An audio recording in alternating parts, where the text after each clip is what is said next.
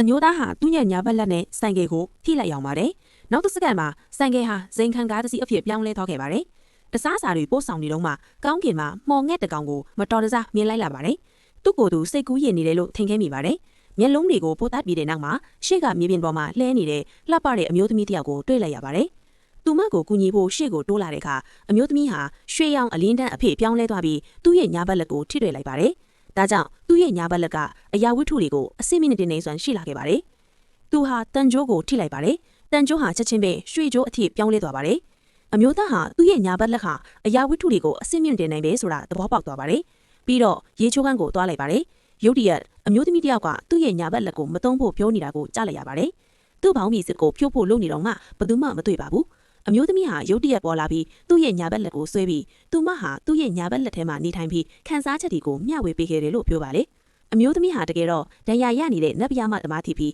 ကံကြမ္မာတွေကိုစုဆောင်ဖို့အမျိုးသားကသူမကိုကူညီပေးဖို့လိုအပ်နေပါတယ်။ဒါပေမဲ့အမျိုးသားဟာဘလို့စုဆောင်ရမလဲဆိုတာနားမလည်ပါဘူး။အမျိုးသမီးကသူငွေရှာနိုင်တဲ့၍စုဆောင်နိုင်တယ်လို့ပြောပါတယ်။ဒါကြောင့်အမျိုးသားဟာရွှေဆိုင်ကိုသွားခဲ့ပါတယ်။သူ့ရဲ့ရွှေဆွဲကြိုးကိုပိုင်ရှင်ကချစ်ချင်းဒေါ်လာအသိန်းနဲ့ဝယ်ဖို့ကမ်းလှမ်းခဲ့ပါတယ်။အမျိုးသမီးကလည်းသူမရဲ့ပထမဆုံးကံကြမ္မာကိုရရှိခဲ့ပါတယ်။အဲ့ဒီအချိန်မှာအမျိုးသားကကားမောင်းနေပါတယ်။အမျိုးသမီးကရုတ်တရက်ပေါ်လာပြီးသူ့ရဲ့ညာလက်ကိုအရေးရိအစစ်မြင့်တင်နိုင်စွမ်းပေးခဲ့ပါတယ်။ပြီးတော့သူမကသူ့ကိုကံကြမ္မာတန်းတေတာစုဆောင်ဖို့တောင်းဆိုခဲ့ပါတယ်။အမျိုးသားကသူ့ဘေးနားကတစ်ရှူကိုပေါ်ပေါ်တန်တန်ထိလိုက်ပါတယ်။တစ်ရှူဟာချက်ချင်းပဲရှေးဟောင်းတရထိသွားခဲ့ပါတယ်။ပြီးတော့အမျိုးသားကရှေးဟောင်းပစ္စည်းဆိုင်ကိုသွားခဲ့ပါတယ်။အဲ့ဒါကိုမြင်ပြီးတဲ့နောက်ပိုင်ရှင်ကဒေါ်လာ2သိန်းနဲ့ဝယ်ဖို့စံနာရှိခဲ့ပါတယ်။ချက်လက်မှန်ရပြီးနောက်အမျိုးသားကအရန်စိတ်လှုပ်ရှားနေခဲ့ပါတယ်။သူစားတော့ဆိုင်ကဆိုင်ကိုတွားစားခဲ့ပါတယ်။ရုတ်တရက်အရက်မိုးနေတဲ့အမျိုးသားတစ်ယောက်ကသူ့ကိုဝင်တိုက်မိခဲ့ပါတယ်။ခွက်ထဲကရေကစပွဲပေါ်ကိုဖိတ်ကျသွားခဲ့ပါတယ်။သူ့ရဲ့ညာလက်နဲ့ရေကိုထိလိုက်ပါတယ်။နောက်တစ်စက္ကန့်မှာရေကနီလာအသေးပြောင်းလဲသွားပါတယ်။ပြီးတော့သူက